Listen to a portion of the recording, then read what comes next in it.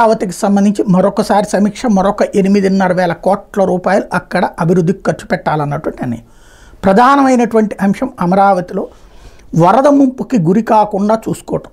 2 రకాలైనటువంటి వాగులు, కొండవీటి వాగు కావచ్చు, రెండవది వచ్చేటప్పటికి పాలవాగు కావచ్చు. ఈ వాగుల యొక్క నీళ్లతో ప్రతి ఏడాది 1 సారా 2 సార్లు 3 సార్లు అక్కడొచ్చే వర్షాల ఆధారంగా ఆధారపడి ఉంటుంది. ఇది తప్పనిసరిగా వీటికి ఆల్టర్నేటివే లేదు.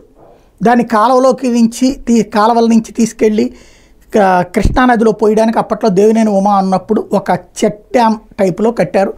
దాన్ని తీసి లిఫ్ట్ నీళ్లు తీసుకెళ్ళి కృష్ణానదిలో పోస్తున్నారు. కానీ అది ముగిసే ప్రదేశంలో ఉంది. అలా కాకుండా ప్రారంభం నుండి కాలువ ఇట్లా ఉన్నదాన్ని ఇలా విస్తరించి ఈ నీళ్ళన్నిటినీ ఏదైతే రిజర్వాయర్లో కట్టే ప్రణాళిక ముఖ్యం, ప్రపంచ బ్యాంక్ చెప్పింది, ఏడీబీ చెప్పింది. అవి ముందు ఆ నీళ్లకు సంబంధించి అంటే ముంపు బారిన పడకుండా అమరావతిని కాపాడే చర్యలు ప్రధానం. ఆ తర్వాత రోడ్ల విస్తరణ, మిగతాదంతా కూడా. అవన్నీ కూడా ఇప్పుడు 20,000 కోట్ల రూపాయలతో పనులు జరగబోతున్నాయి.